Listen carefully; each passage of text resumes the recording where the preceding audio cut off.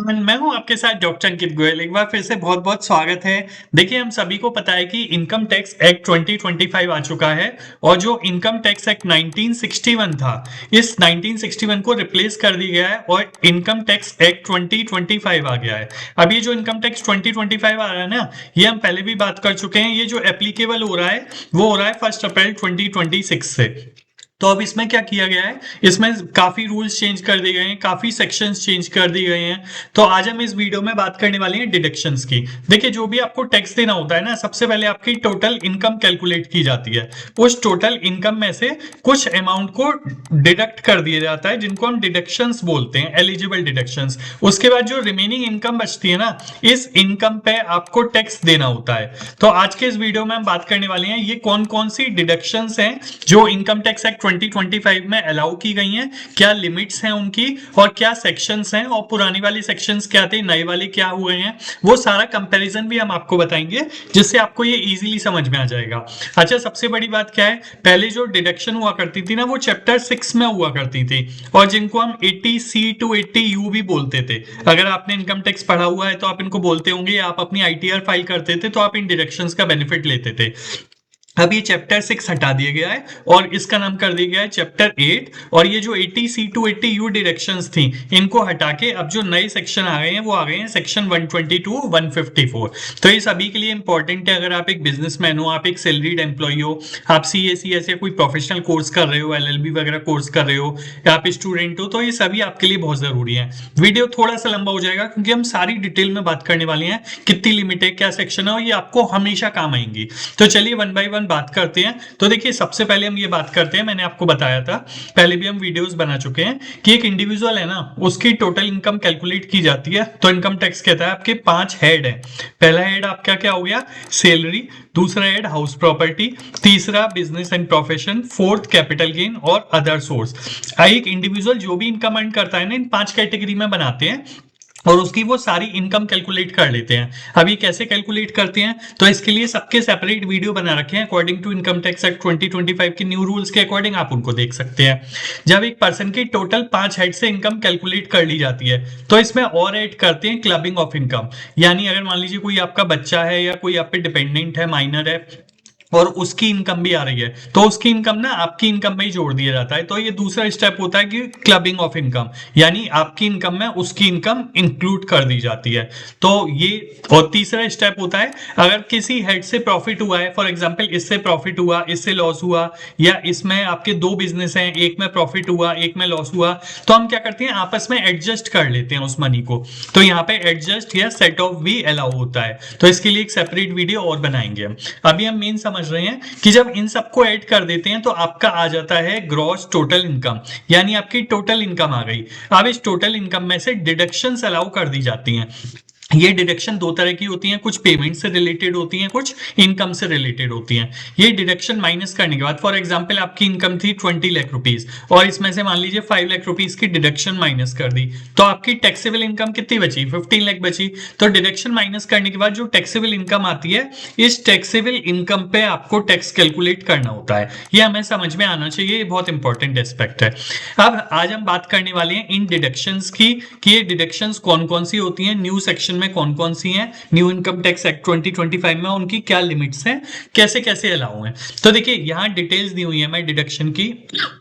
अब income tax ने क्या करा है, इन डिडक्शंस को सेक्शन 122 से 154 में डिवाइड कर दिया है, और इसको हम 5 कैटेगरी में डिवाइड करेंगे। जो सेक्शन 122 है ना पहला, इसमें आपको बेसिकली बताया जा रहा है कि जनरल डिडक्शंस, यानी सेक्शन 80 ए बी हुआ करता था पहले, इसमें आपको जनरल बातें बताई जाएंगी। जो सबसे इंपॉर्टेंट है, आपने अगर सुना होगा पहले 80C to 80G और 80U, 80TTA, 80TTB, ये डिडक्शंस हुआ करती थी जो पेमेंट से रिलेटेड मिलती थी। अब इनके सेक्शन चेंज हो गए हैं। सेक्शन 80C से 80G को सेक्शन 123 से 137 में किया गया है, सेक्शन इनकम से रिलेटेड थी, वो जो 80 आईए से आरआरबी होती थी वो उसका सेक्शन हो गया 138 से 152, और डिपॉजिट इंटरेस्ट से रिलेटेड यानी जो 80 टीटी और 80 टीटीबी होता था पहले, अब वो हो गया है सेक्शन 153, और जो पहले 80 यू हुआ करता था वो हो गया है 154। अब देखिए ये तो बेसिक चीज है मेनली। अब हम आते हैं एक एक करके डिफाइन करेंगे, और सबसे इंपॉर्टेंट बात करने वाली है कि कौन कौन सी डिडक्शंस अलाउ हैं कितनी लिमिट के साथ, वो इस वीडियो का सबसे बड़ा क्रक्स है। तो देखिए सबसे पहले सेक्शन 122 यानी ए पार्ट की बात करते हैं। तो इसमें जनरल बातें बताई गई हैं डिडक्शन से रिलेटेड, तो 4-5 जनरल बातें हमने इंपॉर्टेंट लिखी हैं, वो मैं आपको समझा देता हूं। तो देखिए पहले ये 80 ए बी हुआ करता था, बट अब क्या हो गया है, ये अब हो गया है सेक्शन 122। देखिए वन बाय वन समझते हैं। सबसे पहले तो कहा गया है deduction can not reduce income below zero, यानी जीरो से ज्यादा नहीं हो सकती डिडक्शन, यानी माइनस में नहीं हो सकती। फॉर एग्जाम्पल अगर आपकी इनकम 20 लाख है और आप कहो डिडक्शन, तो डिडक्शन भी मैक्सिमम 20 लाख की मिलेगी और इनकम जीरो हो जाएगी। ऐसा नहीं हो सकता कि डिडक्शन 25 लाख की हो जाए और आंसर माइनस में आ जाए, यानी आपकी इनकम माइनस में आ जाए, वो पॉसिबल नहीं है। तो ये सबसे इंपॉर्टेंट पॉइंट आप ध्यान रखेंगे, क्योंकि आप डिडक्शन लेंगे तो ये चीजें ध्यान रखनी है। दूसरा पॉइंट आपको बताया गया है कि if a deduction is claimed by AOP और बीओआई, यानी एसोसिएशन ऑफ पर्सन या बॉडी ऑफ इंडिविजुअल ने अगर कोई डिडक्शंस ली हुई है, तो वो सेम डिडक्शन ना उसके मेंबर्स दोबारा से क्लेम नहीं कर सकते अपनी इनकम में, यानी एक डिडक्शन का एक ही बार बेनिफिट उठाया जा सकता है। ये इंपॉर्टेंट चीज इसलिए है, जब आप रिटर्न फाइल करेंगे या आप दूसरों की रिटर्न फाइल करेंगे तो आपको ये चीजें बहुत क्लियर होनी चाहिए। तो ये जनरल आपको बेसिक बताया गया है।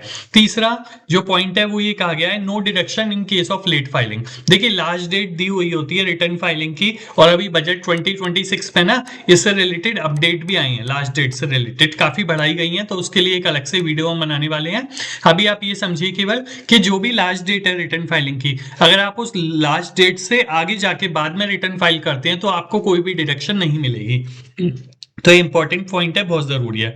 फोर्थ पॉइंट है no deduction in case of not claiming, यानी आपको क्लेम करना पड़ेगा। मान लीजिए आपकी इनकम 20 लाख रुपीज है और आपकी 5 लाख की डिडक्शन है, बट आप क्लेम ही नहीं कर रहे खुद से, तो इनकम टैक्स खुद से क्लेम नहीं करेगा, आपको खुद करना पड़ेगा। आप उसे क्लेम करेंगे तभी वो मानी जाएंगी डिडक्शन। और फिफ्थ पॉइंट है internal transfer must be valued at the market price. तो इसमें पहले कंफ्यूजन रहता था काफी, अब बता दिया जो इंटरनल ट्रांसफर होंगे वो डिडक्शन के पर्पज से मार्केट प्राइस पे होंगे। तो ये बहुत बेसिक चीजें थी, आई होप आप सभी को अब समझ में आती हैं ये। अब वन बाय वन हम बात करते हैं सेक्शन बी की, जिसमें हम बात कर रहे थे कि deduction in respect to certain payments, यानी जो सर्टेन पेमेंट्स हैं 80C से 80G, यानी आप कहीं भी पैसा इन्वेस्ट करते हो, कहीं भी पैसा लगाते हो, तो उससे रिलेटेड आपको कौन कौन सी डिडक्शन मिल जाएंगी। तो यहाँ पे ग्रॉस टोटल इनकम है, इस टोटल इनकम में से वो डिडक्शंस माइनस कर दी जाएंगी, तब बचे हुए पे आपको टैक्स देना है। तो आइए वन बाय वन बात करते हैं। तो देखिए मैंने क्या किया है, जितनी भी डिडक्शंस है ना उनको ओल्ड बता रखा है कि इनकम टैक्स एक्ट जो 1961 था उसमें कौन सा नाम से वो जानी जाती थी, और अब जो इनकम टैक्स एक्ट 2025 है उसमें वो किस नेम से एप्लीकेबल है। तो ये दोनों तरीके से मैं बता रखा है। तो अभी अगर आप एक ऐसे स्टूडेंट हैं जो ओल्ड रूल पढ़ रहे हैं तो वो आप चीजें सेम है, आप बस ये वाला एक्ट लिख देंगे, और आप न्यू पढ़ रहे हैं तो फिर आपको ये वाला लिखना है। और क्या चेंजेस हुए हैं वो भी मैं बताता रहूंगा। तो देखिए सबसे पहले ये जो सेक्शन है ना इसमें 3 सेक्शन इंक्लूड थे, 80C, 80CCC और 80CCE। अब इनका नाम कर दिया गया है सेक्शन 123, और ये क्या है, कोर इन्वेस्टमेंट डिडक्शन, यानी इनकम टैक्स कहता है जो भी आपकी इनकम हुई है उस पर आपको टैक्स देना है। सपोज कर लीजिए हम यहाँ पे एक एग्जाम्पल ले लेते हैं, जो भी आपकी इनकम हुई है उस पर आपको टैक्स देना है, बट इसमें से अगर कुछ पैसा आप इन्वेस्ट कर देते हैं, कहाँ इन्वेस्ट कर देते हैं, कुछ ऐसी स्कीम जो गवर्नमेंट ने बताई है, तो वो अमाउंट माइनस कर देंगे, उस पर टैक्स नहीं देना, और रिमेनिंग अमाउंट पे आपको टैक्स देना है। तो गवर्नमेंट एक तरीके से प्रमोट कर दी कि भाई आप कुछ स्कीम्स में पैसा इन्वेस्ट कर दो तो हम उस पर टैक्स नहीं देंगे आपको। तो आप देखिए किसके लिए है, ये इंडिविजुअल और एचयूएफ दोनों के लिए है। और ये जो मैक्सिमम डिडक्शन मिलेगी सेक्शन 123 में, ये सबसे इंपॉर्टेंट है जो ध्यान रखना है, ये 1.5 लाख की मिलेगी। यानी सेक्शन 123 में आप जो भी कंबाइंड बात कर रहे हैं, आप अलग अलग चीजों में इन्वेस्ट करते हो, मैक्सिमम 1.5 लाख की डिडक्शन मिलेगी। अगर मान लीजिए आपने 2 लाख रुपए इन्वेस्ट कर दिए तो भी आपको 1.5 लाख मिलेगी, और मान लीजिए आपने 80,000 की है तो 80,000 ही मिलेगी, क्योंकि ये मैक्सिमम डिडक्शन है। ठीक है, अगर आपने उससे कम यूज किया है तो वो कम डिडक्शन आपको मिलेगी। अब ये डिडक्शन मिलेगी कैसे, देखिए अगर आपने LIC की कोई पॉलिसी ली हुई है और उस पे अगर आप प्रीमियम देते हैं, चाहे वो पॉलिसी खुद के लिए हो, चाहे अपने वाइफ हस्बैंड के लिए हो, चाहे बच्चों के लिए हो, तो उसका जो प्रीमियम है उसकी डिडक्शन मिल जाएगी। आप PPF में पैसा लगाते हो, PF में लगाते हो, नोटिफाइड PF में लगाते हो, उसकी भी डिडक्शन मिल जाएगी। आप NPS में या कोई भी सुपर एनुएशन फंड है उनमें पैसा लगाते हो तो वो भी आपको डिडक्शन मिलेगी। एन्यूटी प्लान में पैसा लगाते हैं आप, म्यूचुअल फंड में ELSS में आप पैसा लगाते हैं, आप हाउस लोन लेते हैं, उसका प्रिंसिपल आपने जो पे किया है, ट्यूशन फीस पे की है बच्चों की, या नोटिफाइड पेंशन फंड्स हैं, या अगर आप 5 इयर्स की FD कराते हो, राइट। तो ऐसी बहुत सारी स्कीम्स गवर्नमेंट ने बताई हैं, मेन मेन स्कीम्स हैं कि अगर आप इनमें पैसा लगाते हैं तो जो भी आपकी इनकम है उसमें से जो भी आपने पैसा लगाया है वो माइनस हो जाएगा, उस पर टैक्स नहीं देना, रिमेनिंग पे देना है। अच्छा, चीजें ये भी समझना जरूरी है आपको कि दो तरीके के taxation system, old tax system और न्यू टैक्स सिस्टम, राइट। यानी गवर्नमेंट कहती है दोनों में से कोई भी आप एडप्ट कर सकते हैं। तो ओल्ड टैक्स सिस्टम में ये अलाउ होती हैं और न्यू में अलाउ नहीं होती हैं। तो इसके रिगार्डिंग एक अलग से वीडियो बना रखा है जिसमें बता रखा है ओल्ड टैक्स सिस्टम क्या है और न्यू टैक्स सिस्टम, आपको किसके अकॉर्डिंग टैक्स देना चाहिए और किस में फायदा है, उसका वीडियो अलग से अवेलेबल है। आप हमारे चैनल पे अंकित स्टडी क्लब पे उसे देख सकते हैं। तो अभी हम बात कर रहे थे कि कौन कौन सी डिडक्शंस अलाउ हैं। तो सबसे पहले तो एक आ गया सेक्शन 123 में, अगर आप इन स्कीम्स में पैसा लगाते हैं तो मैक्सिमम 1,50,000 का डिडक्शन मिल जाएगा। अच्छा, कुछ चीजें ध्यान रखनी है आपको। अब जो आप LIC या किसी का भी प्रीमियम देते हैं ना, वो प्रीमियम मैक्सिमम 10% होना चाहिए सम इंश्योर्ड का। मतलब अगर मान लीजिए आपकी 8 लाख की पॉलिसी है तो मैक्सिमम प्रीमियम 80,000 हो। अगर मान लीजिए उससे ज्यादा प्रीमियम है तो वो अलाउ नहीं होगा। दूसरा, अगर आप उसको मान लीजिए पहले ही विड्रॉ कर लेते हैं, सरेंडर कर लेते हैं, तो जब आप सरेंडर करेंगे तब वो अमाउंट टैक्सेबल हो जाएगा। और no double deduction allowed under other section, यानी अगर किसी स्कीम के बारे में आपने इस सेक्शन में डिडक्शन ले ली है तो फिर कहीं और अवेलेबल नहीं होगी क्योंकि हम पहले भी डिस्कस कर चुके हैं, एक डिडक्शन केवल एक ही बार अलाउ होगी, जो हमने सेक्शन 122 में जब कॉमन रूल्स पढ़ रहे थे तो मैंने आपको ये डिसाइड किया था, डिस्कस किया हुआ था हमने, ठीक है। तो हमें समझ में आ गया सेक्शन 123 क्या है। पहले 80C के नाम से जानते थे, अब सेक्शन 123 के नाम से जानेंगे इनकम टैक्स एक्ट 2025 में। अब दूसरी बात करते हैं। दूसरी जो सेक्शन था पहले 80CCD हुआ करता था इनकम टैक्स एक्ट 1961 में, बट अब इसको चेंज करके क्या कर दिया है, सेक्शन 124। अच्छा, इसमें दो पॉइंट है। इसमें पॉइंट ये है, अगर आप कोई भी NPS या फिर UPS किसी भी ऐसी स्कीम में, गवर्नमेंट की जो पेंशन स्कीम है, इसमें पैसा लगाते हैं। अब देखिए, आपने अगर पैसा इन्वेस्ट किया था तो वो तो सेक्शन 80C में यहाँ आपको डिडक्शन मिल गया था, ठीक है। मैंने यहाँ लिखा हुआ है कि आप NPS में अगर एम्प्लॉय का कंट्रीब्यूशन। अब हम बात करते हैं, अगर आपका एम्प्लॉयर कंट्रीब्यूट कर रहा है इन स्कीम्स में तो उसकी भी डिडक्शन मिल जाएगी। यानी जो भी आपकी इनकम थी ना, उस इनकम में से जितनी भी डिडक्शंस की बात कर रहे हैं, ये सारी डिडक्शंस डिडक्ट हो सकती हैं और उसके बाद जो रिमेनिंग टैक्स है, रिमेनिंग इनकम है, उस पे हमें टैक्स देना है। ये हम बार बार समझ रहे हैं। तो मैं भी आपको बताऊं कौन कौन सा ऐसा अमाउंट है जो माइनस हो सकता है, डिडक्ट हो सकता है, अगर आप उसके एलिजिबल हैं, आपने उसमें कंट्रीब्यूट किया है या वो आपकी साइड में आ रही है। तो यहाँ पे एम्प्लॉयर कंट्रीब्यूशन की बात कर रहे हैं। अभी सेक्शन 124 में ना 3 है, 1-2 और सेक्शन 124 सबसेक्शन 3। तो देखिए इसमें क्या बताया गया है 1-2 में, इसमें एक आ गया है, अगर आप गवर्नमेंट एम्प्लॉयर हैं और आपका जो एम्प्लॉयर है, चाहे वो सेंट्रल गवर्नमेंट हो या स्टेट गवर्नमेंट, वो अगर NPS में पैसा डाल रहा है तो वो आपकी इनकम तो थी बट उसका डिडक्शन मिल जाएगा। तो सेंट्रल और स्टेट गवर्नमेंट के केस में कितना डिडक्शन मिल जाएगा, मैक्सिमम 14% और अदर्स के लिए 10% ऑफ देयर सैलरी। तो इतना डिडक्शंस आपको मिल जाएगा, तो ये आप एलिजिबल हैं इतने डिडक्शन के लिए। वहीं एक चीज और बेनिफिट दिया गया है सेक्शन 124 के सबसेक्शन 3 में, जो सेकंड पॉइंट लिख रखा है, अगर एम्प्लॉय ने इन्वेस्ट किया है NPS में तो वहां पे उसको 50,000 रुपए का मैक्सिमम डिडक्शन और मिल जाएगा। मतलब अगर मान लीजिए आपने केवल 30,000 इन्वेस्ट किए हैं तो 30 का डिडक्शन मिलेगा। अगर आपने 60,000 कर दिए तो मैक्सिमम कितने का मिलेगा, 50,000 का। और ये ना सेक्शन 123 जो बताया था मैंने, इसमें भी हमने डिस्कस किया था कि एक एम्प्लॉय NPS में कंट्रीब्यूट करता है, वो आ जाएगा। 124 में एडिशनल बेनिफिट दिया हुआ है, मैंने यहाँ लिखा हुआ है 50,000 का।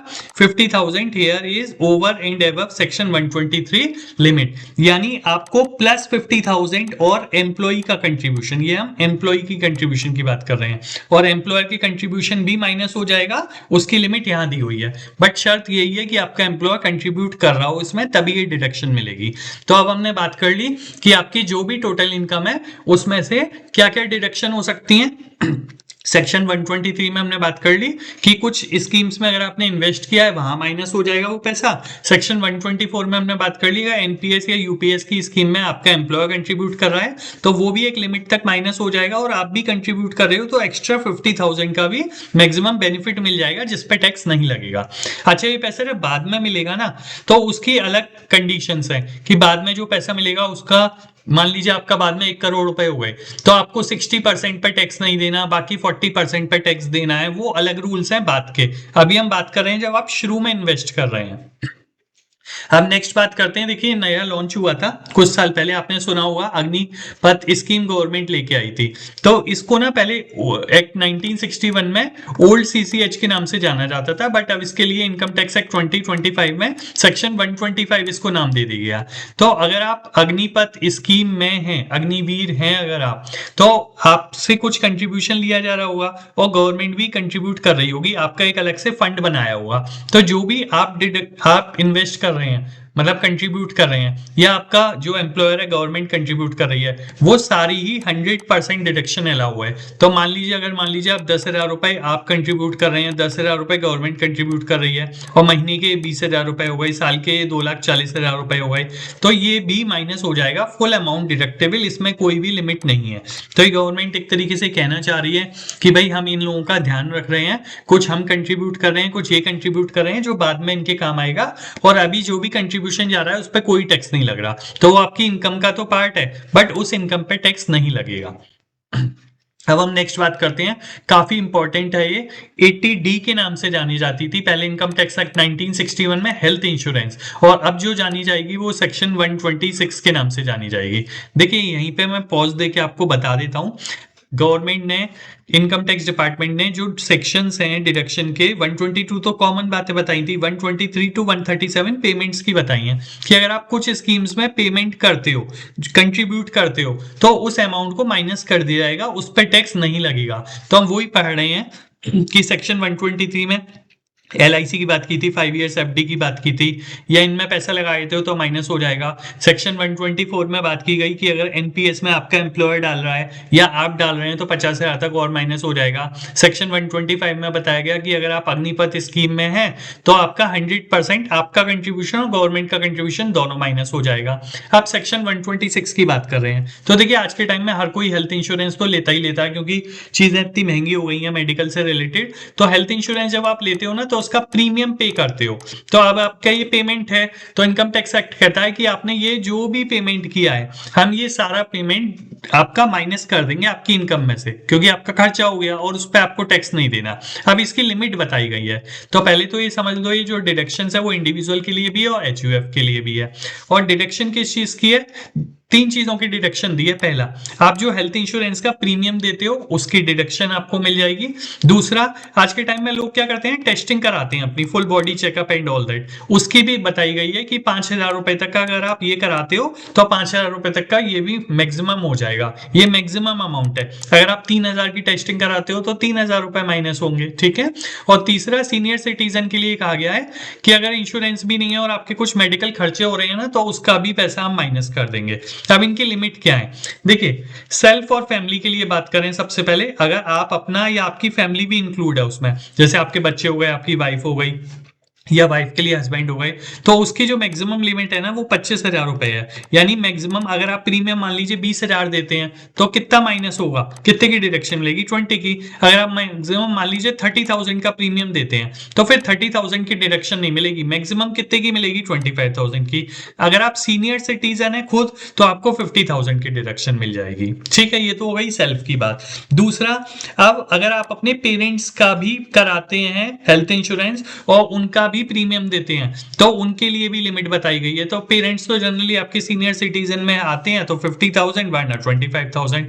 तो इस तरीके से क्या हुआ, अगर मान लीजिए आप एक पर्सन है जिसकी एज 60 ईयर से कम है तो 25,000 का आपको बेनिफिट मिल गया, और आपके पेरेंट्स अगर 60 से ऊपर है तो 50,000, मैक्सिमम आप कितना माइनस कर सकते हैं 75,000। और अगर आप दोनों ही 60 ईयर्स के ऊपर हैं तो आप 1 लाख तक की डिडक्शन ले सकते हैं। तो ये चीज आपको ध्यान देखनी है कि आपकी एज कितनी है। और जो प्रिवेंटिव हेल्थ चेकअप है ना, वो 25,000 या 50,000 में इंक्लूड है, इसके अलावा नहीं मिलेगा। ठीक है, तो अगर मान लीजिए आपका प्रीमियम गया है 20,000 रुपए का, तो 20,000 रुपए तो वो माइनस हो जाएंगे। और अगर आपका मान लीजिए प्रिवेंटिव चेकअप है 5,000 का तो 25,000 इस तरीके से होंगे। अगर आपका प्रीमियम ही 25 गया है तो पूरे 25,000 मिल जाएंगे, यानी प्रिवेंटिव चेकअप एक्स्ट्रा नहीं मिलेंगे प्रीमियम के। ये बात आपको ध्यान रखना है। तो हमने सेक्शन 122 से लेके 126 तक बात कर ली। अब सेक्शन 127 की बात करते हैं। देखिए, डिसेबल्ड डिपेंडेंट, अगर आप एक ऐसे पर्सन है जिसके ऊपर कोई ऐसा पर्सन डिपेंडेंट है जो आपकी फैमिली का जो डिसेबल्ड है, ठीक है, तो आप उस पर खर्चा करते होंगे, तो उसके लिए बनाया गया था। पहले इनकम टैक्स एक्ट 1961 में 80DD हुआ करता था, उसको हटा के इसको क्या बना दिया गया, सेक्शन 127। अब इसमें कोई लिमिट नहीं है, मतलब इसमें ऐसा नहीं है कि मैक्सिमम, इसमें तो सीधे सीधे बताया गया है कि हम जो डिडक्शन देंगे वो 75,000 रुपीज की देंगे। तो अगर आपके अंडर कोई ऐसा डिपेंडेंट है जिसकी डिसेबिलिटी 80% या उससे ज्यादा है, ये कैसे पता लगेगी, डिसेबिलिटी सर्टिफिकेट होगा उसके पास, तो 80% या उससे ज्यादा है तो उसमें आपकी जो भी इनकम है उसमें से 75,000 डिडक्ट कर दिया जाएगा, माइनस कर दिया जाएगा। ठीक है, तो ये एक्चुअल स्पेंड पे नहीं होता। अगर आपने मान लीजिए 1 लाख खर्च किए हैं तब भी 75,000 की डिडक्शन मिलेगी, और आपने मान लीजिए केवल 50,000 रुपए खर्च किए तब भी आपको 75,000 की डिडक्शन मिल जाएगी। और ये एक तरीके से आप क्या करा रहे हो, उसका मेडिकल ट्रीटमेंट करा रहे हो, नर्सिंग ट्रेनिंग रिहेबिलिटाइजेशन, इन सब पे आप खर्च कर रहे हो उनके। तो ये सेक्शन, अच्छा, एक पर्सन अगर खुद डिसेबल हो तो उसके लिए भी डिडक्शन है, उसके लिए 80U में है, आगे आएगी। ये आपको ध्यान रखना है। ये किस लिए है कि डिसेबल्ड डिपेंडेंट, आपके ऊपर कोई पर्सन डिपेंडेंट है, डिसेबल्ड आप डिसेबल्ड नहीं हो। ठीक है, अगर एक पर्सन खुद डिसेबल्ड है तो उसको भी मिलेगी, उसकी हम आगे बात करेंगे। अब नेक्स्ट, स्पेसिफाइड डिसीज ट्रीटमेंट। देखिए, आज के टाइम में काफी लोगों को ना बहुत तरीके की डिसीजेज होती हैं, खतरनाक बीमारियां, तो उनके लिए एक नया सेक्शन बनाया गया है, सेक्शन 128, जिसमें कहा गया कि अगर आपको कोई भी ऐसी डिसीजेज है जो हमने, अब वो डिसीज क्या हो सकती है, बड़ी डिसीज, जैसे किडनी फेलियर है आपकी, या कैंसर है, या एड्स है, यानी नोटिफाइड डिसीजेज, ये आपको कहाँ पता लगेंगी, ये इनकम टैक्स ने ना पूरी एक लिस्ट दी हुई है। अगर उन लिस्ट में आपको कोई भी डिसीजेज है तो आपको जो डिडक्शन मिलेगा, वो डिडक्शन कितना मिलेगा, देखिए वो डिडक्शन मिलेगा 40,000 रुपीज का, बट ये मैक्सिमम अमाउंट है 40,000। और अगर आप सीनियर सिटीजन है तो 1 लाख रुपीज तक का मिलेगा। और अगर आपने कम पे किया है, कम खर्च किया है उसके ट्रीटमेंट के लिए, तो कम ही मिलेगा, यानी ये मैक्सिमम है। की पॉइंट्स आपको क्या ध्यान रखने हैं कि एक तो एक्चुअल एक्सपेंडिचर जो किया है वो मैक्सिमम 40,000 या 1 लाख हो सकता है। सीनियर सिटीजन के लिए हमने बता दिया हायर लिमिट है 1 लाख रुपीस की। और अगर आपको अपने एम्प्लॉयर से रिम्बर्स मिल गया है तो वो आप माइनस कर लेंगे। मान लीजिए आपका 40,000 रुपए, आपका 60,000 रुपए का खर्च हुआ एक्सपेंस, और आपको मान लीजिए 40,000 रुपए आपके एम्प्लॉयर ने दे दिए, तो आपका एक्चुअल खर्च कितना हुआ 20,000, तो आपको मैक्सिमम 20,000 की ही डिडक्शन मिलेगी। और डॉक्टर के सर्टिफिकेट बिल्कुल रिक्वायर्ड है यहाँ पे। सब चीजों में जो भी हम बात कर रहे हैं, सीवियर डिसेबिलिटी, ट्रीटमेंट, यहाँ सब आपके पास डॉक्यूमेंट होनी चाहिए, डॉक्टर का सर्टिफिकेट होना चाहिए। तो ये हमने बात कर ली सेक्शन 128 की। अब सेक्शन 129 की बात करते हैं। तो ये interest on higher education loan, आज के टाइम में लोग क्या करते हैं, अपने लिए, अपने बच्चों के लिए, वाइफ के लिए, स्पाउस के लिए या गार्जियन के लिए क्या करते हैं, जनरली आप लोन लेते हो उनकी हायर एजुकेशन के लिए। तो अगर आपने उनकी हायर एजुकेशन के लिए लोन लिया है तो उस पर जो आप इंटरेस्ट पे करते हो ना, उसकी डिडक्शन मिलेगी आपको। तो आप देख सकते हो लिखा हुआ है interest on higher education loan, तो आपने लोन लिया है, उस पर इंटरेस्ट पे कर रहे हो, तो गवर्नमेंट कहती है हम आपको यहाँ डिडक्शन दे रहे हैं जितनी भी आप इंटरेस्ट पे कर रहे हो। पहले सेक्शन कौन सा हुआ करता था 1961 में 80 ही, बट अब तो ये 1961 खत्म हो गया, अब इनकम टैक्स आ गया 2025। तो 2025 में सेक्शन कौन सा दिया गया 129। तो 129 अब आपको समझना है, हम बात कर चुके हैं इंडिविजुअल को मिलेगी डिडक्शन, और किस चीज पे, जो आप इंटरेस्ट पे कर रहे हो। ध्यान रखना है प्रिंसिपल अमाउंट पे नहीं मिलेगी जो लोन लिया है, उस पे जो इंटरेस्ट पे कर रहे हो उसकी डिडक्शन मिलेगी। और ये किसके लिए अलाउ है, सेल्फ, स्पाउस, चिल्ड्रन, स्टूडेंट, सभी के लिए जिसके आप गार्जियन हो। ठीक है। तो आप कितनी इंटरेस्ट की कोई लिमिट नहीं है। आप 10,000 की इंटरेस्ट दे रहे हो 10,000, आप 1 लाख की इंटरेस्ट दे रहे हो 1 लाख, कोई भी मॉनेटरी कैप नहीं है, तो 100% ऑफ इंटरेस्ट अलाउ है। अच्छा, ये इंटरेस्ट जब आपने लोन लिया है ना, उसके बाद 8 साल तक अलाउ है। आप 8 इयर्स तक सारी आपने लोन पे कर देते हो, अच्छी बात है। लोन उसके बाद भी चलता रहता है, तो उसके बाद की इंटरेस्ट अलाउ नहीं है। 8 इयर्स तक मैक्सिमम ये अलाउ है, और ये साफ साफ लिखा हुआ है केवल इंटरेस्ट अलाउ है, प्रिंसिपल को माइनस नहीं कर सकते हैं।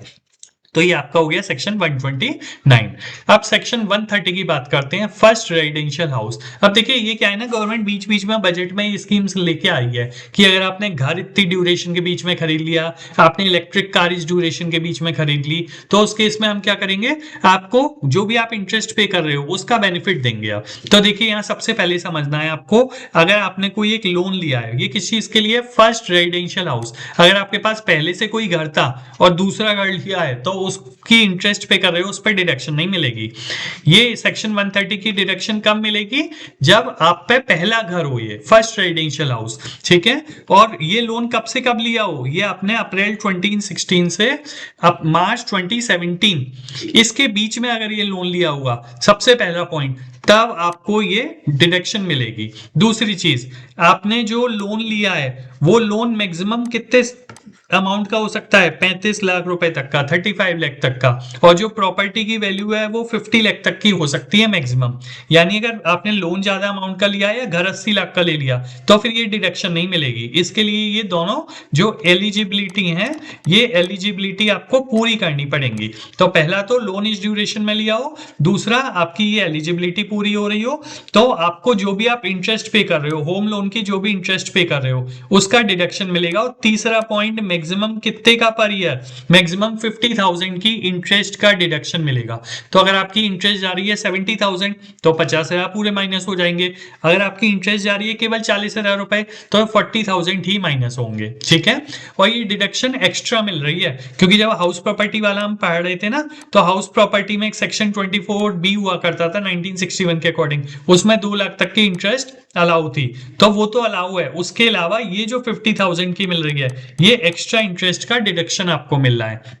और सबसे बड़ी चीज, फर्स्ट टाइम होम बायर्स होना चाहिए, पहले से घर है आपके पास, तो आपको ये सेक्शन 130 की डिडक्शन नहीं मिलेगी। आई होप ये समझ में आया आपको।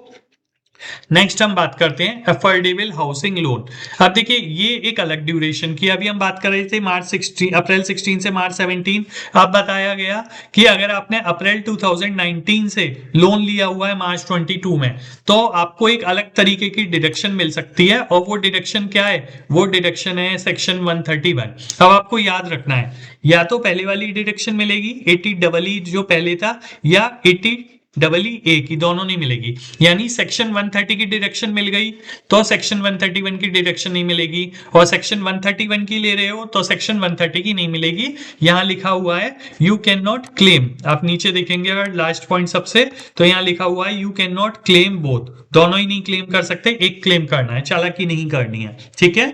तो अगर आपने लोन मार्च 19 से 22 के बीच में लिया हुआ है, 2022 के बीच में, तो सेक्शन 131 की डिडक्शन मिलेगी। अब इसके लिए भी एलिजिबिलिटी बताई हुई है। तो एलिजिबिलिटी क्या बताई हुई है कि जो आपकी स्टैंप ड्यूटी है घर की, वो मैक्सिमम 45 लाख से कम की होनी चाहिए वैल्यू। यानी आपके घर की वैल्यू किससे होनी चाहिए, 45 लाख से कम की होनी चाहिए, क्योंकि नाम ही है अफोर्डेबल हाउसिंग। आप ले रहे हो 1.5 करोड़ का फ्लैट, तो फिर आप अफोर्डेबल हाउसिंग कहां ले रहे हो, तो ये उनको ही बेनिफिट दिया है जो छोटे घर ले रहे हैं, गरीब लोग हैं, ठीक है। और यहाँ पे डिडक्शन एक्स्ट्रा बड़ा अमाउंट दिया है, यहाँ डिडक्शन दिया हुआ है 1.5 लाख रुपए का। तो 80EE की अगर बात करें या सेक्शन 130 की बात करें, तो वहां 50,000 रुपए तक का डिडक्शन दिया था एक्स्ट्रा, बट यहाँ पे आपको 1,50,000 तक का डिडक्शन मिलेगा।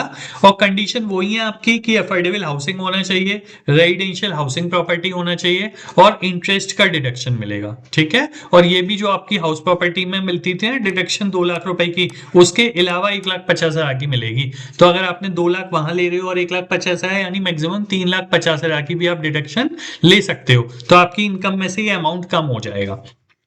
अब ये तो बात रही हाउस की। अब देखिए नेक्स्ट बात करते हैं इलेक्ट्रिक व्हीकल की। तो गवर्नमेंट ने इलेक्ट्रिक व्हीकल बीच में बहुत प्रमोट कर रही थी।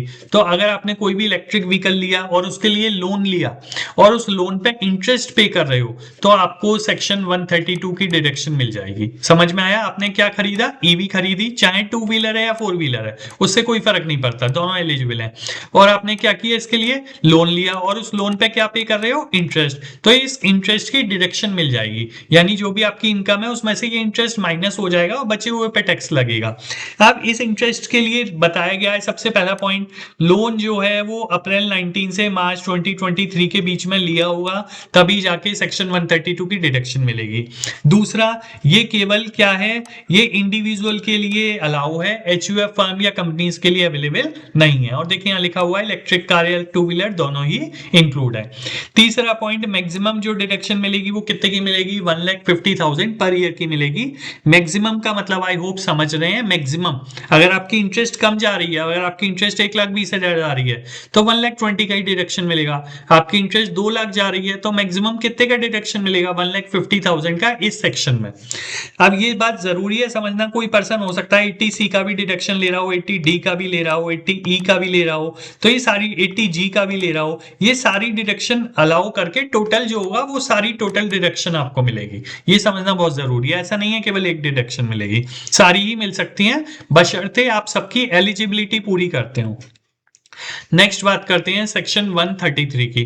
देखिए इस पे तो मैं एक सेपरेट वीडियो बनाऊंगा अलग से, बहुत इंपॉर्टेंट सेक्शन है। 80G के नाम से जानते थे पहले, 1961 में, आप 133 के नाम से जानते हैं। तो इसमें क्या होता है, गवर्नमेंट ने कहा है कि भाई इसमें दो तरीके की डिडक्शन होती है। एक होती है कुछ एलिजिबिलिटी जिनमें आप इन्वेस्ट करोगे, अगर डोनेट करोगे, इन्वेस्ट भी नहीं करूंगा मैं, डोनेट वर्ड यूज करूंगा, कि अगर आप उनमें डोनेट करोगे, जैसे मान लीजिए गवर्नमेंट का ड्रॉट फंड हो गया, या मान लीजिए कहीं भूकंप वगैरह आ जाता है उसमें आप पैसे दे रहे हो, या प्राइम मिनिस्टर रिलीफ फंड में आप पैसा डाल रहे हो, तो बदले में कुछ नहीं मिलेगा, आप डोनेट कर रहे हो। तो कुछ स्कीम ऐसी हैं इसमें डोनेट करोगे तो 100% डोनेट वाला पैसा माइनस हो जाएगा, कुछ स्कीम्स ऐसी हैं इसमें 50% वाला डिडक्ट होगा।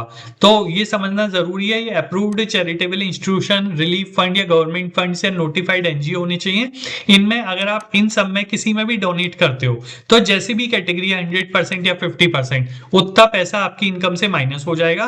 कंडीशन समझना बहुत जरूरी है। पहला, मैक्सिमम जो है वो 2,000 रुपए तक का कैश कर सकते हो, उससे ज्यादा अलाउ नहीं है। ठीक है, कैश तो वैसे अलाउ है ही नहीं, जनरली कहते हैं कि आपका ऑनलाइन ही पेमेंट होना चाहिए, कैश या चेक से होना चाहिए, यानी डिजिटल होना चाहिए। और जो डोनी है, जिसको डोनेट कर रहे हो, वो अप्रूव्ड होना चाहिए, किसी को भी नहीं कर दो गहरे गहरे को, रिसिप्ट होनी चाहिए आपके पास। ठीक है, और रिपोर्टिंग बेस्ड डिडक्शन अलाउ, यानी वो रिपोर्टिंग होती है उसकी अकॉर्डिंगली। तो अब वो कौन से 50% वाले हैं, कौन से 100% वाले हैं, ये अलग से बहुत इंपॉर्टेंट है, तो इसके लिए मैं एक सेपरेट वीडियो बनाऊंगा। अभी आप केवल इतना समझ लें कि सेक्शन 133 में क्या होता है कि अगर कुछ फंड्स होते हैं उनको आप डोनेट करते हो तो कुछ में 100% और कुछ में 50% डिडक्शन अलाउ है। अब हम बात करते हैं 80GG की। देखिए कुछ लोग क्या होते हैं ना, कुछ लोग रेंट पे रहते हैं, और रेंट पे क्यों रहते हैं? क्योंकि वो दूसरी सिटी में या दूसरी जगह जाके जॉब कर रहे हैं, उनका खुद का घर नहीं है, तो रेंट पे करते हैं। अब मान लीजिए आपका एम्प्लॉयर, जो आपका एम्प्लॉयर है ना, वो आपको हाउस रेंट अलाउंस देता है, यानी उस रेंट को पे करने के लिए एक अलाउंस देता है, तो इसकी डिडक्शन, एचआरए की डिडक्शन मिल जाती है। एक अलग से चैप्टर है सैलरी, इनकम फ्रॉम सैलरी, उसमें। ठीक है, बट सपोज कर लीजिए अगर मैं कहता हूं आपका एम्प्लॉयर आपको एचआरए नहीं देता, कोई आपको अलाउंस नहीं देता अलग से, और फिर भी आप रेंट पे करते हो, तो आप गवर्नमेंट को कह रहे हो, इनकम टैक्स डिपार्टमेंट को कह रहे हो, भाई हमारा तो एक्सपेंस हो रहा है, तो हमारी इनकम में से कुछ एक्सपेंस माइनस होना चाहिए और बचे हुए पे टैक्स देना चाहिए। तो ये समझना जरूरी है। अगर एचआरए का बेनिफिट मिल रहा है, पहली चीज एचआरए दे रहा है आपका एम्प्लॉयर, तो ये डिडक्शन नहीं मिलेगी, और अगर एचआरए नहीं मिल रहा आपको तो आपको 134 की डिडक्शन मिलेगी। अब 134 की डिडक्शन के लिए पढ़ लो, 80GG gives a deduction for rent paid by a person who does not receive HRA. ये सबसे इंपॉर्टेंट कंडीशन बताइए, एचआरए मिल रहा है तो ये डिडक्शन नहीं मिलेगी, एचआरए नहीं मिल रहा तब ये डिडक्शन मिलेगी। और एलिजिबिलिटी क्या है? पहला point, must be paying rent for accommodation, आप रेंट दे रहे हो, ठीक है, और जहां प्लेस ऑफ वर्क या बिजनेस है वहां पे आपका कोई रेजिडेंशियल हाउस नहीं होना चाहिए, तभी तो आप रेंट पे रह रहे होंगे। अच्छा, अब इसकी डिडक्शन कितनी मिलेगी? तीसरा पॉइंट है जो अब इसकी तीन कैलकुलेशन होती हैं, मैक्सिमम 60,000 पर ईयर, या आपकी टोटल इनकम का 25%, या rent paid minus 10% of income. ये तीनों कैलकुलेशन करनी होंगी। इन तीनों का जो भी लोएस्ट है वो आपको डिडक्शन मिलेगी। मान लो इन तीनों का लोएस्ट 60,000 है, तो मैक्सिमम आप रेंट चाहे भले ही कितना दे रहे हो, चाहे आप रेंट दे रहे हो महीने का 20,000 रुपए, बट मैक्सिमम आपकी इनकम में से कितने माइनस होंगे, डिडक्शन कितने की मिलेगी, 60,000 की। और इसके लिए आपको एक अलग से फॉर्म 10BA में डिक्लेरेशन भी देनी होती है। तो जब आप अपनी ITR फाइल करते हैं उसके साथ ये फॉर्म 10BA भरते हैं, जिसमें आप जनरली ये भरते हैं कि एम्प्लॉयर का एड्रेस क्या है, आपका एड्रेस क्या है, आप पेमेंट कैसे कर रहे हो, कितना कर रहे हो, कौन सी बैंक यूज कर रहे हो, ये जनरली बेसिक डिटेल्स आपको देनी होती है, जिससे आप झूठी डिडक्शन नहीं ले रहे हो। नेक्स्ट हम बात करते हैं डोनेशन फॉर साइंटिफिक रिसर्च या रूरल डेवलपमेंट। देखिए गवर्नमेंट कह रही है आप साइंटिफिक रिसर्च को प्रमोट कर रही है, गवर्नमेंट रूरल डेवलपमेंट को प्रमोट कर रही है, तो लोगों से कह रही है कि भाई आप ऐसी जगह पैसा इन्वेस्ट करो, डोनेट करो, और आप पैसा डोनेट करते हो तो भाई नेशन की बिल्डिंग हो रही है, हमारी कंट्री ग्रो करेगी, तो उतने पैसे पे हम आपको डिडक्शन दे देंगे। तो 80GG उसी से रिलेटेड है, it allow deduction for donation made for scientific research और रूरल डेवलपमेंट। ठीक है, और ये जनरली ध्यान रखेंगे mainly for people not having business income. यानी अगर आपकी बिजनेस इनकम है तो आपको ये डिडक्शन नहीं मिलेगी सेक्शन 135 की। ये डिडक्शन कब मिलेगी, जब आपकी बिजनेस के अलावा कोई भी इनकम हो, जैसे मैं सैलरी अर्न कर रहा हूं, ठीक है, या आपकी कहीं और से FD वगैरह से इंटरेस्ट आ रही है, मतलब अदर सोर्स से आ रहा है पैसा, तो आपकी बिजनेस इनकम नहीं है, और उस पैसे को अगर आप डोनेट करते हो तो जितना पैसा आप डोनेट करते हो उतने की आपको डिडक्शन मिल जाएगी। ठीक है, अब वो डोनेशन किस चीज के लिए अलाउ है, सबसे पहले तो who can claim, individual, HUF, others, कोई भी। ठीक है, अच्छा इसकी डिडक्शन अगर आप बिजनेस इनकम है तो उनके लिए अलग से कैटेगरी बनाई गई है, 80GG-B और GG-C। ये सारी चीजें अभी हम बात करेंगे आगे सेक्शन 136 137 की, ये पुराना बोला जाता था 80GG-B और GG-C। बिजनेस इनकम है तो भाई आप इनमें जाओ, और बिजनेस इनकम नहीं है तो आप इसका बेनिफिट ले सकते हो। ठीक है, और प्रूफ रिक्वायर्ड होगा। अच्छा वो कौन कौन सी हैं, रिसर्च, साइंटिफिक रिसर्च है, रिसर्च इन सोशल साइंस है, रूरल डेवलपमेंट प्रोग्राम है, यूनिवर्सिटीज या कॉलेजेस में आप फंडिंग करते हो अगर रूरल डेवलपमेंट के लिए, यानी गवर्नमेंट ने ना अलग अलग स्कीम्स बता रखी हैं, तो अगर वो नोटिफाइड है गवर्नमेंट के थ्रू और आप उसमें पैसा डोनेट करते हो तो जितना भी आप डोनेट कर रहे हो वो सारा माइनस हो जाएगा आपकी इनकम से, उस पर आपको टैक्स नहीं देना। तो आप देख सकते हो डिडक्शन अमाउंट में लिखा हुआ है 100% of deduction amount allowed as a deduction. No upper limit, कोई भी अपर लिमिट नहीं है। और यहाँ ये भी लिखा हुआ है must to be approved institution, approved institution होना चाहिए। अच्छा ये पहले ही हम बता चुके हैं कि कैश में मैक्सिमम 2,000 रुपए तक अलाउ है, उससे ऊपर कर रहे हो अगर आप तो बैंक के थ्रू, ऑनलाइन के थ्रू, चेक के थ्रू, ड्राफ्ट के थ्रू, यानी उनके थ्रू होना चाहिए, कैश में अलाउ नहीं है। आप गवर्नमेंट से ये नहीं कह सकते कि मैंने कैश में 1 लाख दिए थे, फिर तो आप फ्रॉड कर लोगे, कितना भी दे दो, कितना भी बता दो। तो इसलिए ऑनलाइन उसका प्रूफ होना चाहिए, रिसिप्ट होनी चाहिए।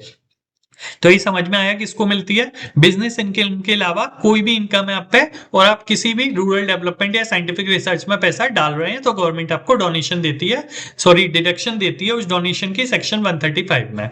आप सेक्शन 136 की बात करते हैं, तो देखिए बहुत सारी कंपनीज होती हैं जो पॉलिटिकल पार्टी को डोनेशन देती हैं। अब वो अगर पॉलिटिकल पार्टी को डोनेशन दे रही है ना तो उसकी डिडक्शन मिलती है उन्हें। तो पहले उसे 80GG-B बोलते थे, अब उसे सेक्शन 136 कहा जाएगा इनकम टैक्स एक्ट 2025 में।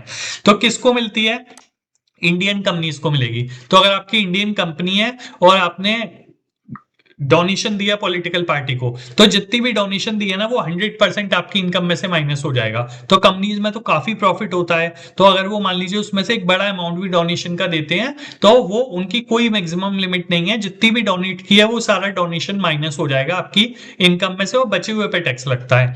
अच्छा ये डोनेशन किसको देनी चाहिए, किसी भी पॉलिटिकल पार्टी को नहीं, रजिस्टर्ड पॉलिटिकल पार्टी होनी चाहिए, अप्रूव्ड इलेक्टोरल ट्रस्ट होनी चाहिए, इनको आप करते हो। कैश नहीं होगा allow, again I am saying, cheque से, बैंक ट्रांसफर से या डिजिटल मोड से होना चाहिए। अगर कैश में कर रहे हो तो उसकी कोई भी डिडक्शन नहीं मिलेगी। अब ये तो बात रही कंपनीज की। अब इसके अलावा इंडिविजुअल भी डालते हैं पैसा भाई, इंडिविजुअल भी पार्टीज को डोनेट, सॉरी, इंडिविजुअल भी पार्टीज को डोनेट करते हैं। तो अगर किसी इंडिविजुअल ने पॉलिटिकल पार्टी को डोनेट किया है तो उसके लिए पहले सेक्शन 80 GGC हुआ करता था, बट अब वो सेक्शन 137 के नाम से है। तो इंडिविजुअल के लिए भी कहानी वही है।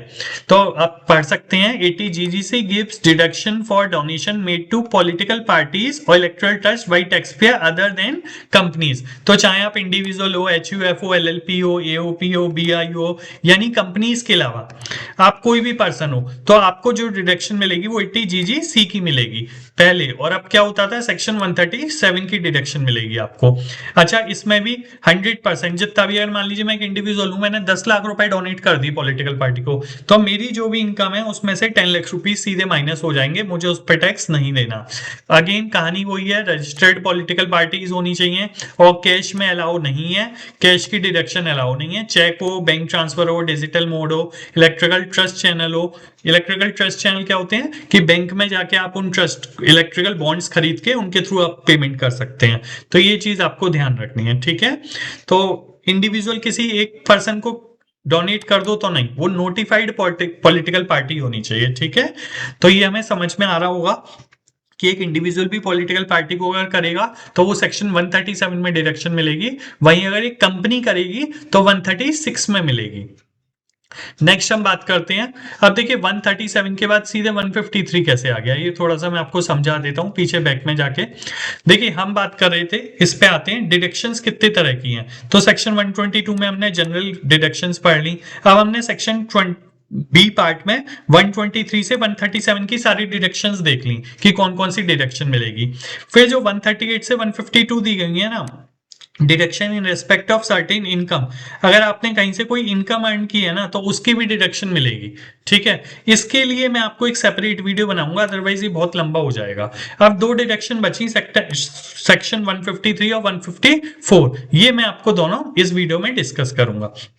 तो आइए चलते हैं 153 और 154 की तरफ। ये जनरली ऐसी डिडक्शंस है जो काफी लोग लेते हैं। तो देखिए, अगर आप बैंक में पैसा लगाते हैं, FD खरीद रहे हैं, आपका बैंक में या पोस्ट ऑफिस में सेविंग अकाउंट है और उस पर अगर आपको इंटरेस्ट मिल रही है, तो जो इंटरेस्ट मिल रही है वो आपकी इनकम है, तो उस पर भी डिडक्शन मिलती है। तो देखिए, अगर आप सीनियर सिटीजन है तो आपको 80 TTB के नाम से वो डिडक्शन मिलेगी, और अगर आपकी एज 60 ईयर से कम है तो वो 80 TTA के नाम से डिडक्शन मिलेगी।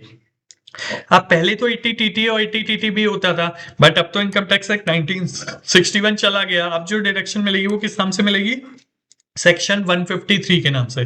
तो जब आप ITR रिटर्न फाइल करेंगे ना, तो सेक्शन 153 के नाम से आपको डिडक्शन मिलेगी। अच्छा, अगर आपकी एज 60 ईयर से कम है तो जो भी सेविंग बैंक अकाउंट पे इंटरेस्ट आई है ना, चाहे वो बैंक से हो, चाहे वो पोस्ट ऑफिस से हो, चाहे कोऑपरेटिव बैंक से हो, इन सबकी जो मैक्सिमम डिडक्शन मिलेगी वो कितने की मिलेगी, 10,000 की। अगर मान लीजिए आपकी इंटरेस्ट ही 5,000 रुपीज की आई है तो कितने की डिडक्शन मिली, 5,000 की। अगर आपकी इंटरेस्ट 8,000 की आई है तो कितने की डिडक्शन मिली, 8,000 की। अगर आपकी इंटरेस्ट 12,000 आई है तो मैक्सिमम 12,000 की नहीं मिलेगी, कितने की मिलेगी, 10,000 की डिडक्शन। बट ये केवल सेविंग बैंक की इंटरेस्ट पे है। अगर आपकी FD है, RD है, उस पर इंटरेस्ट मिल रही है तो वो पूरी टैक्सेबल होगी। बट यही गवर्नमेंट ने सीनियर सिटीजन्स को फायदा दिया कि अगर आपका सेविंग बैंक से, FD से, RD से कहीं से भी इंटरेस्ट आ रही है तो मैक्सिमम 50,000 रुपए की आपको इंटरेस्ट पे कोई भी टैक्स नहीं देना, ये आपकी डिडक्शन मिल जाएगी आपको, ठीक है। तो ये चीज हमें समझना जरूरी है। Last but not the least हम बात कर रहे हैं 80U की। आपको याद होगा मैंने आपको एक सेक्शन बताया था जिसमें हमने बात की थी कि अगर आपके अंडर में कोई डिपेंडेंट है और उस डिपेंडेंट डिसेबल है तो वहां 75,000 की डिडक्शन मिल रही थी। यहां कहा गया है कि अगर एक इंडिविजुअल खुद डिसेबल है, ठीक है, और वो डिसेबल है अगर वो पर्सन, तो उसको डिडक्शन मिलेगी। अब डिसेबल में क्या क्या आता है, तो आप देखिए, blindness, hearing impairment, mental illness, ऐसी बहुत सारी कैटेगरीज बताई गई हैं। अगर इनमें से कोई भी आप डिसेबल्ड हैं, ठीक है, और 80% या उससे ज्यादा डिसेबल हैं और 40% डिसेबल हैं, तो दो चीज बताई गई हैं, आप नीचे देख सकते हैं। अगर आपकी डिसेबिलिटी 40% तक है तो आपको 75,000 की डिडक्शन मिलेगी। बट अगर आपकी डिसेबिलिटी 80% या उससे ज्यादा है खुद की, तो 1,25,000 सीधा फ्लैट अमाउंट डिडक्शन हो जाएगा, आपकी इनकम से कम हो जाएगा, उस पर आपको कोई भी टैक्स नहीं देना। बट इसके लिए आपको सर्टिफिकेट्स की जरूरत है जो मेडिकल अथॉरिटी के थ्रू आया हो। तो ये आपके हो गए सेक्शन 153 और 154। तो अब हम वापस जाते हैं और एक बार मैं आपको बस ये बता देता हूं कि हमने ये डिस्कस किया था कि जो भी टोटल इनकम एक पर्सन की, उसमें से कुछ अमाउंट डिडक्ट हो जाता है, बाकी पर टैक्स देना होता है आपको। और वो डिडक्शन सेक्शन 122 से 154 थी। तो हमने पेमेंट्स की तो सबकी बात कर ली। अब एक रह गया है 138 से 152 इनकम से रिलेटेड। तो उसके लिए मैं एक सेपरेट वीडियो बनाऊंगा क्योंकि ये बहुत लेंदी वीडियो हो जाता। ठीक है। तो अब ये 5 हेड्स जो हमने बताए हैं कि इससे रिलेटेड इनकम कैसे कैलकुलेट करते हैं, तो इसके लिए हमने अपने चैनल पे अलग से वीडियोस बना रखे हैं। और काफी नए कंसेप्ट और आए हैं कि प्रीवियस ईयर असेसमेंट ईयर को हटा के टैक्स ईयर कर दिया गया है। और दो तरीके के टैक्स सिस्टम है। जब आपको टैक्स पे करना है तो दो तरीके के परसेंटेज दिए हैं, ओल्ड टैक्स सिस्टम और न्यू टैक्स सिस्टम। तो आप कोई एक सेलेक्ट कर सकते हैं, या तो ओल्ड या न्यू। मैं बता देता हूं आपको, दो तरीके के टैक्स सिस्टम है, ओल्ड टैक्स सिस्टम या न्यू टैक्स सिस्टम। तो एक पर्सन को जब टैक्स देना है, यहाँ पे टैक्स रेट्स ज्यादा है और यहाँ पे टैक्स रेट्स कम है। बट यहाँ पे जो हम डिडक्शंस की बात कर रहे थे ना अभी सारी, तो ओल्ड टैक्स सिस्टम में सारी डिडक्शंस अलाउ हैं। न्यू टैक्स सिस्टम में वेरी फ्यू, केवल कुछ डिडक्शंस ही अलाउ हैं। तो मैंने बता रखा है, आपने एक वीडियो बना रखा है जिसमें कंपेयर किया हुआ है और ये बता रखा है कि भाई ओल्ड में तो सारी डिडक्शन अलाउ हैं जो भी हमने बात की, न्यू में कौन कौन सी डिडक्शंस अलाउ हैं। तो वो भी हमने पूरा वीडियो बना रखा है अपने चैनल पे, आप उसको देख सकते हैं। तो अगर आप न्यू टैक्स में सिस्टम में जा रहे हैं तो आप केवल कुछ डिडक्शंस को माइनस करेंगे, ओल्ड में आप सारी माइनस कर सकते हैं। वीडियो अच्छा लगा हो तो चैनल को सब्सक्राइब कर सकते हैं, ज्यादा से आए लोगों के साथ शेयर करिए, क्योंकि इनकम टैक्स एक्ट 2025 1 अप्रैल 2026 से आ रहा है। तो काफी लोगों को इन सेक्शंस के बारे में नहीं पता, इन डिडक्शंस के बारे में नहीं पता। आप उनको ये वीडियो शेयर कर सकते हैं जिससे उनको नॉलेज हो। और हमने अपने चैनल पे काफी सब्जेक्ट से रिलेटेड वीडियोस बना रखे हैं, आप उन्हें भी एक्सप्लोर कर सकते हैं। वीडियो अच्छा लगा हो या कोई डाउट हो कमेंट बॉक्स में लिखिएगा। Thank you for today.